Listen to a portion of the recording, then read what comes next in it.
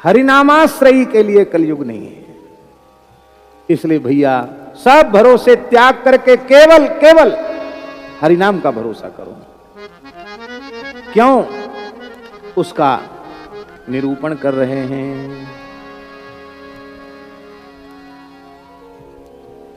कहने का आशय यह है कि अन्य साधन इस कलिकाल में ऐसे हो गए हैं। कैसे? बोले कर्म धर्म श्रम फल रघुबर बिनु राख को सो होम।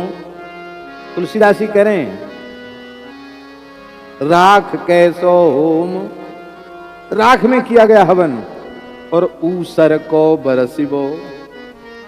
राख में होम करे तो क्या मिलेगा और ऊसर में पानी बरसे तो क्या उगेगा? कुछ नहीं होगा।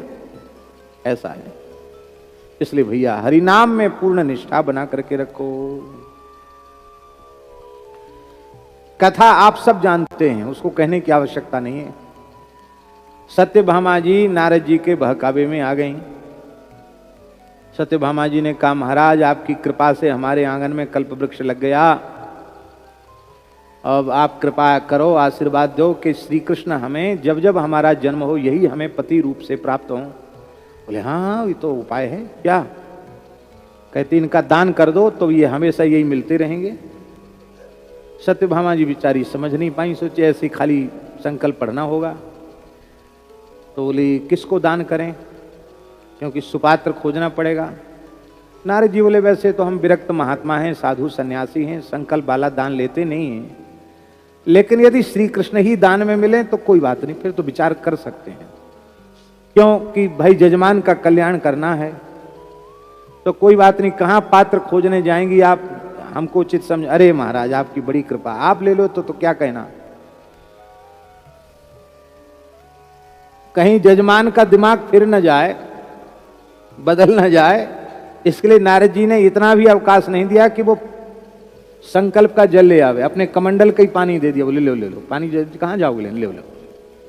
हाथ में जल दे दिया और नाम गोत्र उच्चारण करके जैसे का तुभ्यम हम संप्रददे, तो नारद जी ने तत्काल अपनी वीणा श्री कृष्ण को थमा दी। लो चलो हमारे संग। नारद जी निकल, कुछ बोले नहीं, सीधे सत्यभामा जी के महल से बाहर और भगवान वीणा ऐसे पकड़े पीछे पीछे। सत्यभामा जी ने कहा कहां जा रहे हो? अरे ब्राह्मण को गैया दी जाती है तो ब्राह्मण गैया लेके चला जाता है, वो दाता के पास थोड़ी गैया रहती है। अब श्री कृष्ण का दान तुमने कर दिया, श्री कृष्ण तुम्हारे पास नहीं रहेंगे तो हमारे साथ रहेंगे। जिसको दान में मिले हैं वो करता है दान की वस्तु का। सत्यभामा जी रोने लगे। बोले महाराज आपने ठग लिया। बोले हम ठगते वक्ते नहीं है, तुमने हमसे पूछा कि भाई कैसे श्री कृष्ण प्रत्येक जन्म में मिलेंगे, तो हमने बता दिया कि जो वस्तु दान करोगे वो मिलेंगे। हमने तो शास्त्र की बात बता दी, इसमें हमने क्या ठग लिया। बहुत रोई। बोले ये तो हल्ला मच गया पूरी द्वारका में, ठाकुर जी जा रहे हैं, हाहाकार मच गया। तब नारद जी बोले देखो ऐसा है, आखिर तो हम साधु हैं, ऐसा दान नहीं लेते जिसमें इतने लोगों के आंसू गिरे। नहीं, ऐसा दान नहीं लेते।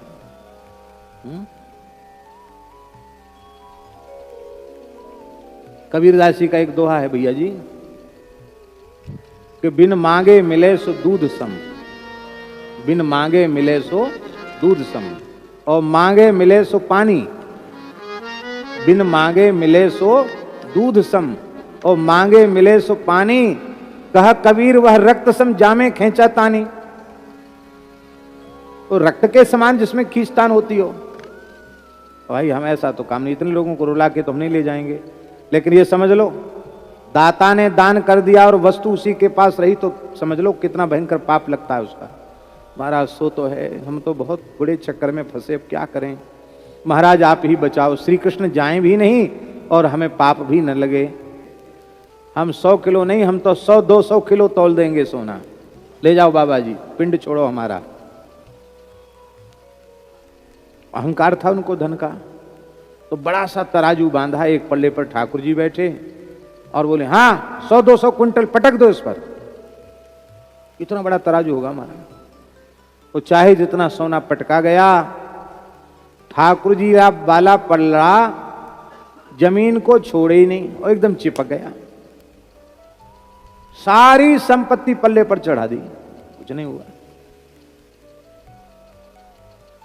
अब तो सब निराश हो, बोले इतना ही ले लो। नारद जी बोले ये कोई बात हुई? अरे थोड़ी सी डांडी इधर उधर हो तो चल जाएगी बात, अब बिल्कुल भी तो तराजू काहे के लिए बांधी है, ये तो कुछ भी दे दो, ये ठीक नहीं। तो बोले फिर आप बताओ क्या करें? बोले अभी भी कुछ बिगड़ा नहीं है, आप लोगों ने बड़ी बड़ी तपस्या, दान, पुण्य, यज्ञ आदि किए हैं द्वारिकावासियों। ठाकुर जी तो सबके हैं, ठाकुर जी चले जाएंगे तो सबको दुख होगा। तो जितने द्वारिकावासी थे, रानी पटरानी थी, सब ने अपनी अपनी तपस्या, अपना अपना पुण्य सब संकल्प करके छोड़ दिया पल्ले पर। तो भी तपस्या में, पुण्यों में, व्रतों में, तीर्थों में इतनी शक्ति कहां है जो श्री कृष्ण की बराबरी कर सके। फिर भी पल्ला टस से मस नहीं हुआ। अब जितना बेचारे उपाय कर सकते थे करके थक गए, हार गए। बोले नारद जी तो बहुत संकट आ गया, आप इतना ही ले लो। बोले इतना हम नहीं लेंगे। बोले अब समाधान बताओ, अब आप ही समाधान बताओ, समस्या भी आपने पैदा की है, समाधान भी आप बताइए। नारद जी बोले कि समाधान रुक्मिणी जी कर सकती हैं, क्योंकि रुक्मिणी जी श्री कृष्ण के तत्व को भली भांति जानती है। तो सत्यभामा और रुक्मिणी जी का झगड़ा था, थोड़ा मनमुटाव रहता था, लेकिन नारद जी ने इस कृपा को करके मनमुटाव दूर कर दिया। अब तो आफत थी। तो सत्यभामा जी रुक्मिणी जी के पास गईं, बोली जी जी बहुत संकट में हूँ, आप उबार लो इस संकट से। कहा क्या हुआ बहन सत्यभामा? अरे आपको पता नहीं? बोले सब पता है, आपने ही तो दान किया है। अरे हम लोगों से भी तो पूछ लेती, आपका अकेले का अधिकार थोड़ी था। बोले अब तो आप कहने से कोई फायदा नहीं, बहुत गलती हो गई है, अब वो उपाय बताओ जिससे श्री कृष्ण न जाएं। तो उन्होंने कहा कि किससे तौल रहे हो? बोले ये सब चीज रख दी है। बोले हटाओ सब, क्या करें? तो एक तुलसी के दल पर रुक्मिणी जी ने लिख दिया श्री कृष्ण। क्या लिखा? चंदन से लिख दिया श्री कृष्ण, और श्री कृष्ण तुलसी दल पर लिख करके पलड़े पर रखा। तो रखते ही क्या हुआ कि वो तुलसी दल और हरि नाम वाला, कृष्ण नाम वाला पलड़ा तो भूमि से चिपक गया।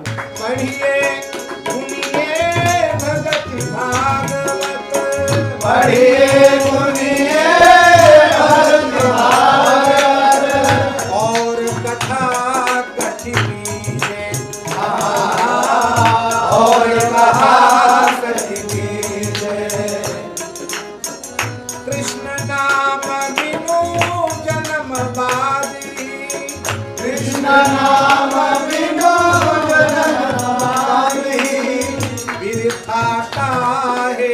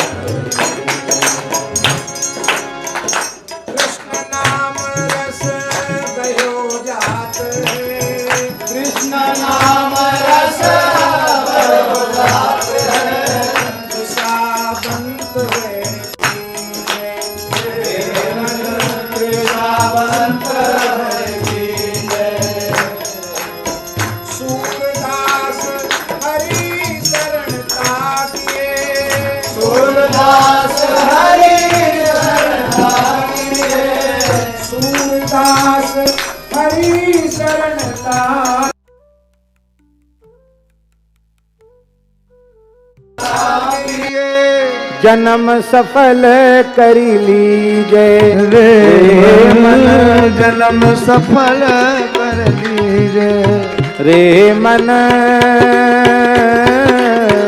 कृष्ण नाम करी लीजे रे मन, कृष्ण नाम करी लीजे रे मन, कृष्ण नाम कही जय रे मन, कृष्ण नाम है हरि नाम को आधार, है हरि नाम को आधार, है हरि नाम को आधार, है हरि नाम को आधार, है हरि नाम को आधार, है हरि नाम को आधार, रह्यो विधि व्यवहार, और या कलिकाल नाहिन रह्यो विधि व्यवहार, है हरि नाम को आधार, है हरि नाम को आधार, है हरि नाम को आधार। नारदादि शुकादि शंकर कियो यह विचार, नारदादि सुकादि शंकर कियो यही विचार। क्या विचार किया? सकल श्रुति दधि मथत पायो, इतो यह घृत सार, सकल श्रुति दधि मथत पायो, इतो यह घृत सार, है हरि नाम को आधार, है हरि नाम को आधार, नाम को आधार, है हरि नाम को आधार, नाम को आधार, है हरि नाम को आधार, है हरि नाम को आधार, है हरि नाम को आधार। दसहु दिशि गुण करम रोक्यो, मीन को ज्यों जार, दसम दिशि गुण करम रोक्यो, मीन को ज्यों जार। जैसे मछली जाल में फंस जाती है, ऐसे ही सबको रोक लिया है, सब साधनों। सूर हरि के भजन बलते मिट गयो भव भार, सूर हरि के भजन बल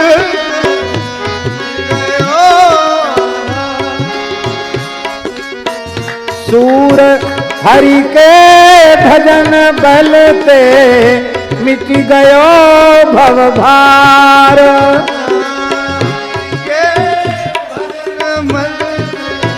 मिट गयो भव भार, है हरि नाम को आधार, है हरि नाम को आधार, है हरि नाम को आधार, है हरि नाम को आधार, है हरि नाम को आधार, है हरि नाम को आधार।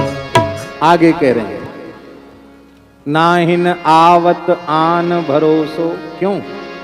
बोले तप तीरथ उपवास दान मख, जेहि जो रुचे करो सो। हम ये नहीं कहते आप मत करो, जो जेहि रुचे, जिसकी जिस साधन में रुचि हो वो उस साधन को करें। क्या क्या करें? आपकी तपस्या में रुचि करो तपस्या, कोई मना नहीं। तीर्थ यात्रा में रुचि करो तीर्थ यात्रा, उपवास में रुचि है करो उपवास, दान में रुचि है करो खूब दान, यज्ञ में रुचि है खूब करो यज्ञ, कोई मना नहीं है। क्यों? क्योंकि आप तो करोगे ही। क्यों करेंगे? हरि नाम नहीं करोगे, राम नाम नहीं जपोगे, ये सब करोगे। क्यों करोगे? इसलिए करोगे, वेदों ने इतनी फलश्रुति सुना दी है तुमको कि ये तपस्या करोगे तो ये मिल जाएगा, ये दान करोगे तो ये मिल जाएगा, ये व्रत करोगे तो ये मिल जाएगा, अमुक तीर्थ में गोता लगाओगे तो ये मिल जाएगा, अमुक यज्ञ करोगे तो अमुक लोक मिल जाएगा, 100 यज्ञ कर लोगे अश्वमेध तो इंद्र बन जाओगे। ये सब दिखाया।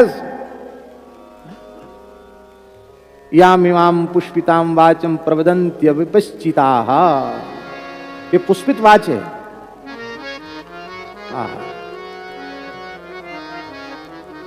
लेकिन गोस्वामी जी कहते हैं पाये ही पे जानिबो कर्म फल। करो करो कोई बात नहीं, करो, लेकिन फल मिले तब समझोगे। इसका मतलब फल मिलेगा नहीं, फल मिलेगा नहीं।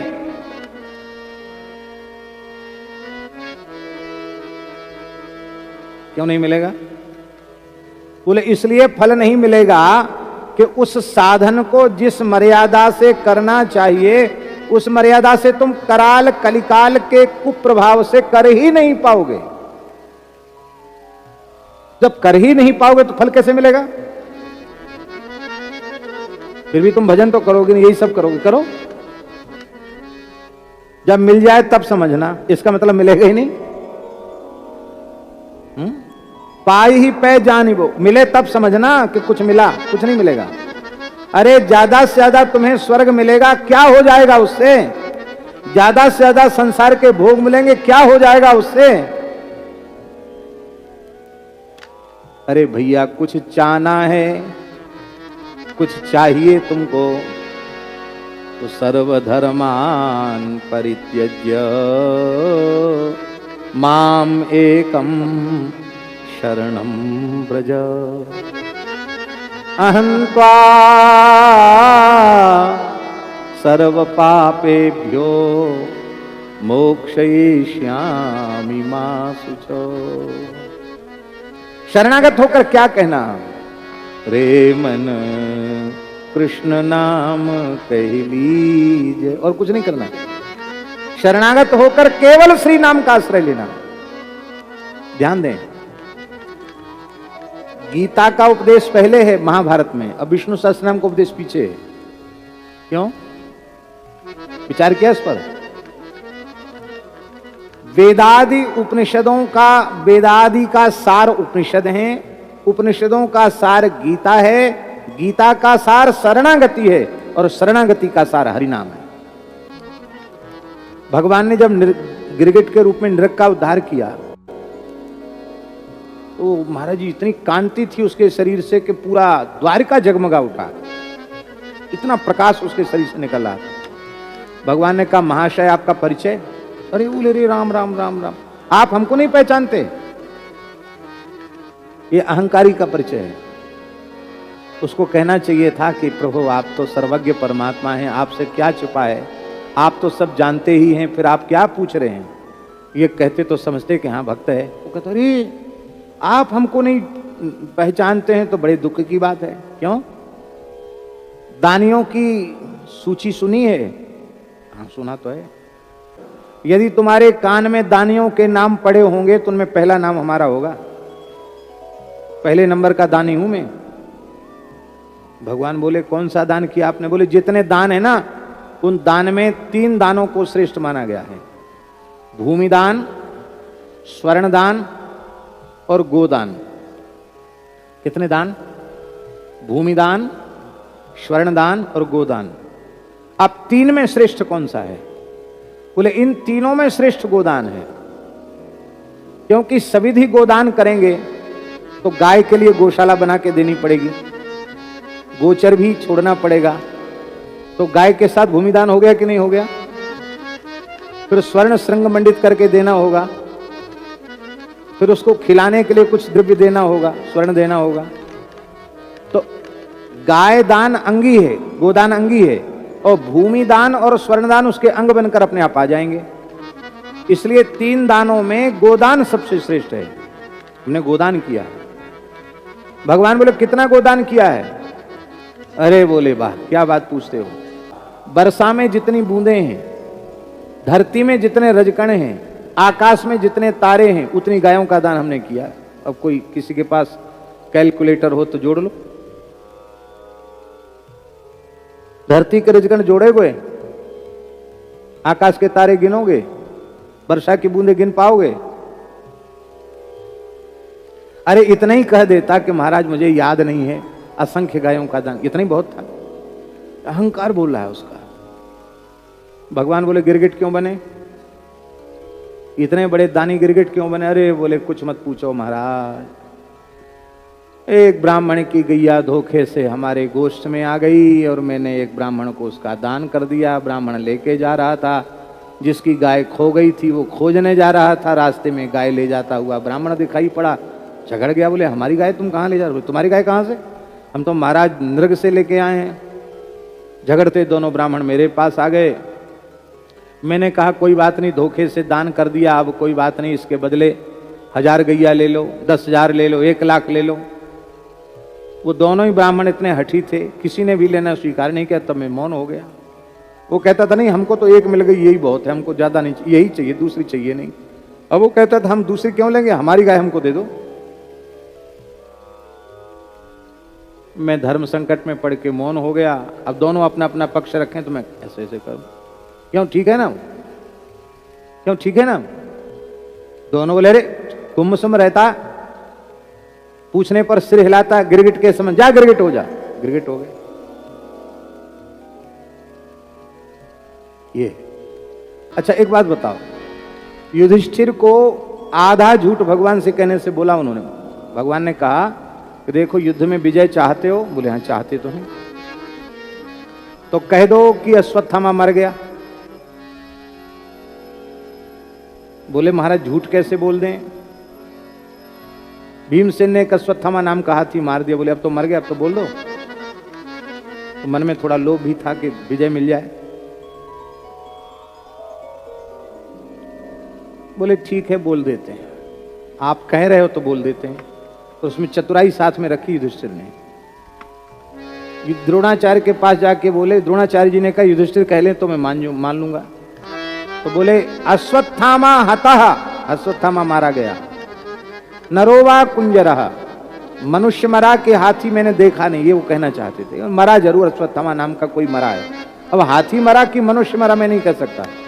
क्या उनको पता नहीं था कि हाथी मरा? ये चतुराई उन्होंने खेली। भगवान ने कहा तुम इतने चतुर हो, हम इतने चतुर हैं। उन्होंने कहा अश्वत्थामा हतः नरोवा कुंजरः के भगवान ने 5 जन शंख बजा दिया। इतनी जोर का शंख बजाया कि आगे की सुनाई नहीं पड़ी बात। अश्वत्थामा हतः इतना ही सुनाई पड़ा। महाभारत में लिखा है कि सत्य के बल से युधिष्ठिर का रथ धरती से 4 अंगुल ऊपर उठकर चलता था, धरती से घिसट कर चलने लग गया और एक क्षण के लिए उनका तेजस्वी मुख काला पड़ गया। असत्य इतना बड़ा होता है और उनको नरक का दृश्य देखना पड़ा। ठीक है,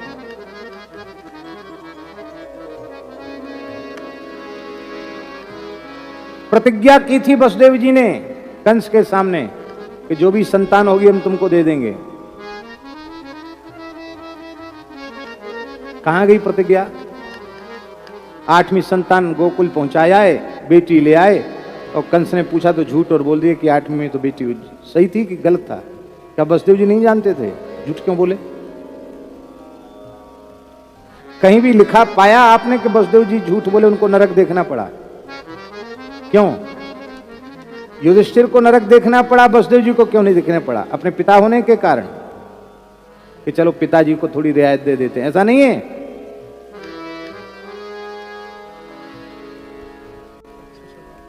वसुदेव जी ने विचार किया कि हम सत्य का पालन कर रहे हैं, मैंने प्रतिज्ञा की है, पर सत्य के सत्य तो श्री कृष्ण हैं और श्री कृष्ण स्वयं कह रहे हैं कि ये कहो तो हम कहेंगे। युधिष्ठिर यदि यह विचार करके बोल देते कि भगवान ने कह दिया, कह हाँ अश्वत्थामा मर गया, कुछ नहीं लगता उनको, नरक नहीं देखना पड़ता। भैया भगवान का आश्रय ही सर्वोपरि है। भगवान का आश्रय छोड़कर केवल कर्म का आश्रय लोगे तो कर्म करने पर भी चूक हो जाएगी। जाना चाहोगे कहीं, पहुंच जाओगे कहीं, मुकाम पर नहीं पहुंचोगे। तप तीरथ उपवास दान मक, जो जिहि रुचय करो सो। कलयुग में तपस्या संभव नहीं है।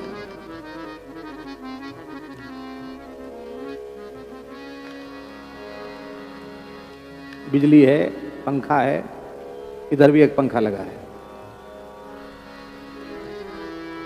अब हमसे कोई कहे कि चलो वहां धूप में बैठ के कथा कहो, हम तो नहीं कहेंगे भाई, तुम सुनो चाहे मत सुनो। हाँ, इतनी धूप में हम तो नहीं खड़े हो सकते, हम तपस्या नहीं कर सकते, आप भी नहीं कर सकते। आप भी कहोगे अपनी कुटिया में हरि नाम लेंगे, भैया बाबा जी का दिमाग खराब है, हमारा दिमाग खराब नहीं है। युग धर्म है, कलयुगी शरीर हैं।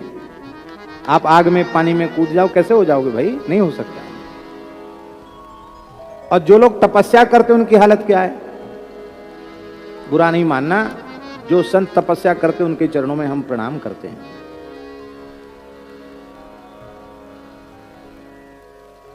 पंच धुनी, द्वादश धुनी, 84 धुनी, कोट धुनी, खप्पर धुनी, देखा होगा कुंभादि में सब संत करते हैं, और सब प्रणाम के योग्य हैं, बहुत अच्छे हैं। बहुत अच्छे अच्छे संत भी उनमें होते हैं, बड़े प्रेमी अनुरागी संत भी होते हैं। पर प्रायः तपस्या करने वाले दिन भर तपस्या करते हैं, कथा तो सुनेंगे नहीं, तपस्या करेंगे, दिमाग में गर्मी चढ़ जाएगी, शाम को फिर दाऊजी वाली बूटी, गर्मी को ठंडा करना है ना, दाऊजी वाली बूटी, दाऊ दयालु ब्रज को राजा, भांग पियो तो यहीं आ जा। एक सौराष्ट्र में सुरेंद्र नगर एक जगह है, वहाँ बड़वान है, पुरानी रियासत, वहाँ पानी की बड़ी समस्या थी। अब तो नर्मदा जी उधर पहुँच गई तो समस्या नहीं रही। तो वहाँ एक जगह मीठा पानी था, तो एक वहीं के सज्जन बंबई में रहते थे, उन्होंने धन खर्च किया, और हम समझते हैं कि ये बात 30 साल पुरानी बात होगी। 5 लाख रुपए खर्च हुआ उस समय। उसमें कितना पैसा? 5 लाख में टंकी भी बन गई, अब तो नहीं बनेगी उतने में, टंकी भी बन गई, बोरिंग हो गई, और उसका एक उत्सव था, उसने नगर पालिका को वो भेंट किया था। तो उस उत्सव में, लोकार्पण में, स्वामी श्री संपूर्णानंद जी को बुलाया गया। वो मौन थे, तो नगर पालिका चेयरमैन ने कहा कि वो ये जो दानवीर हैं इनको बापू स्वागत करेंगे, तो एक माला पहना के और एक शॉल उड़ा के, एक नारियल दे के उनका सम्मान करेंगे। तो पता नहीं संपूर्णानंद जी को कोई इतराज नहीं था सम्मान में, पता क्या उनके मन में आ गया, वो मौन थे। स्लेट पर उन्होंने लिखा, देख ले, ऊपर लिखा श्री हरि शरणम, नीचे स्लेट पर लिखा देख ले। 5 रुपए की माला, शॉल, नारियल, ये सब 5 रुपए का हुआ ज्यादा से ज्यादा। 5 रुपए की माला 5 लाख में जा रही है। क्या लिखा? 5 रुपए की माला 5 लाख में जा रही है। नीचे लिखा शुभेक्षु मौनी भिक्षु संपूर्णानंद, ऐसे स्लेट दिखा दिया। बड़ा बुद्धिमान था व्यक्ति, पढ़ा लिखा था। वो समझ गया कि ये जो माला पटका है ये 5 रुपए से ज्यादा का नहीं है। हम 5 लाख रुपए खर्च करके 5 रुपए का सम्मान ले रहे हैं, तो 5 रुपए के सम्मान में 5 लाख बराबर हो गए। उसने कहा हमको सम्मान नहीं चाहिए, नहीं लिया उसने, बाप संपूर्णानंद जी का ही सम्मान किया। और उसने एक बात कही, इतनी अच्छी बात संत बताने लग जाएं तो देश का कल्याण हो जाएगा।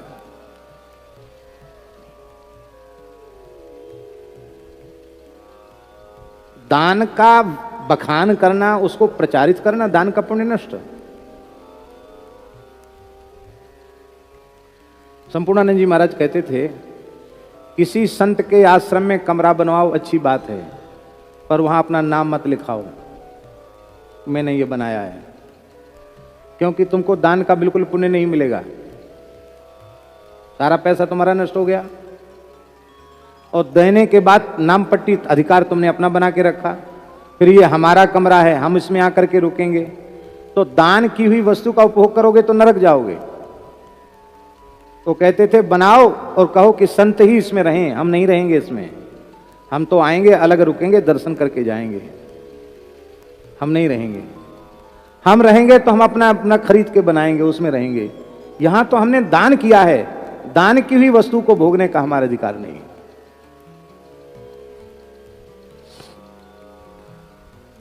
ऐसी हालत है महाराज दानियों की।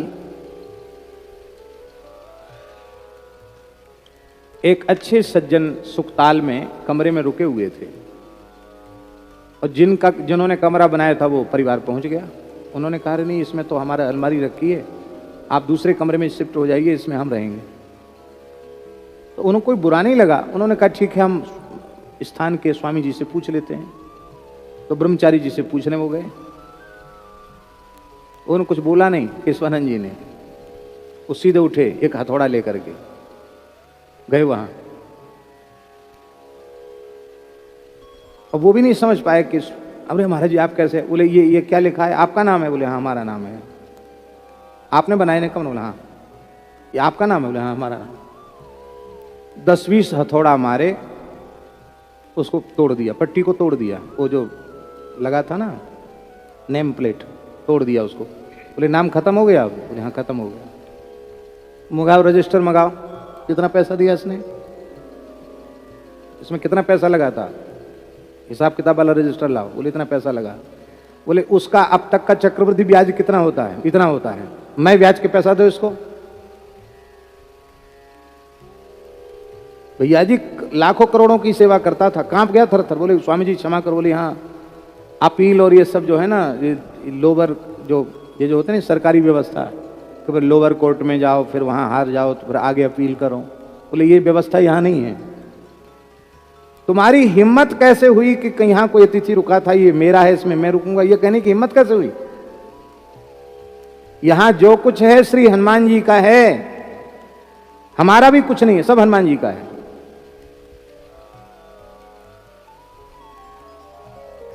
पर कलयुग में इस प्रकार से दान कौन करता है?